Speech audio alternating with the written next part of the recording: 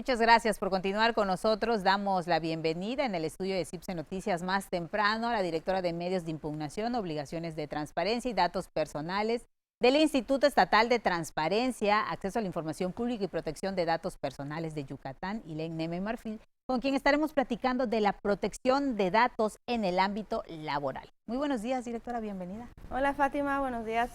¿Cómo está? Encantada de estar acá nuevamente. Muy bien, gracias. Oiga, directora, a veces pensamos que solo las empresas, que solo los hospitales tienen esta obligación de cuidar nuestros datos personales. ¿Qué sucede en el ámbito laboral, en las empresas que tienen que ver pues con los trabajos, no? Ok, mira, los responsables, o sea, las empresas se vuelven responsables desde que empiezan a recibir cualquier dato personal. Siempre van a estar obligados a resguardar nuestros datos personales.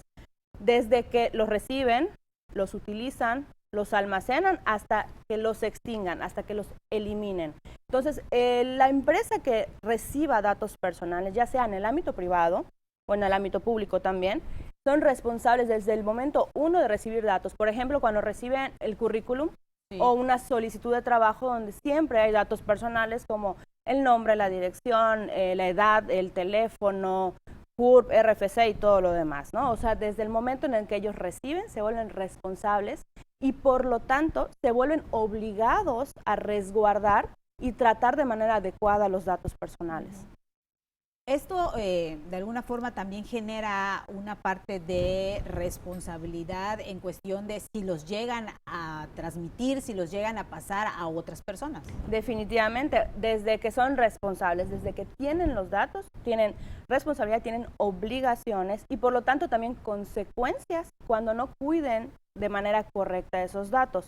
A nivel estatal, cuando esos datos son vulnerados por el sector público estatal, está el INAIP Yucatán, a través de un procedimiento de investigación y verificación por un maltrato de datos personales. Y a nivel privado, se encuentra el INAI para atender esos casos, porque no hay que dejar en claro que no solo es en el sector público, sino que también el sector privado está obligado. Hay una ley general de protección de datos personales en posesión de particulares. Entonces, todos están obligados y hay consecuencias de no cuidar bien los datos personales que reciban. En caso de que un trabajador, ya sea de una empresa pública o privada, detecte que sus datos han sido vulnerados, que han sido pasados por otros fines, ¿qué es lo que él puede hacer como para poder abrir la investigación y tal vez él quiera cancelar que esta información esté circulando, ¿no? en todos los lugares? Ok, mira, como te decía, tenemos el procedimiento, una denuncia por el mal uso de datos personales. Si es en el sector privado, es el INAI. Si es el sector público y a nivel estatal, es el INAIP. Y si es a nivel federal, pues el INAI también, ¿no? Se mete una denuncia y se tramita. ¿Y qué pasa cuando yo ya no quiero que se traten esos datos? Recuerda que tenemos el derecho ARCO, y entre esos está la cancelación y la oposición de los datos personales. Sin embargo, o sea, yo puedo pedir que se cancelen mis datos personales o me opongo a que se sigan utilizando.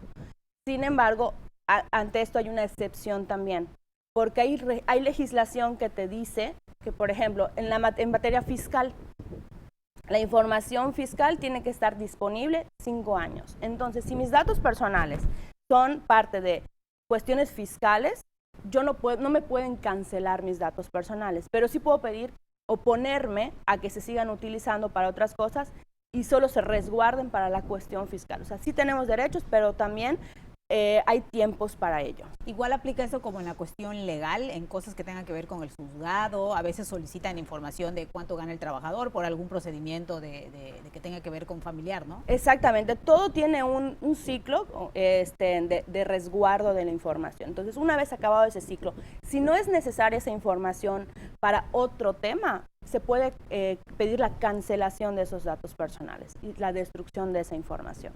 Muchas veces igual las empresas acuden al área de recursos humanos para buscar a una persona porque en la solicitud tal vez dejó dicho que trabajaba en cierta empresa.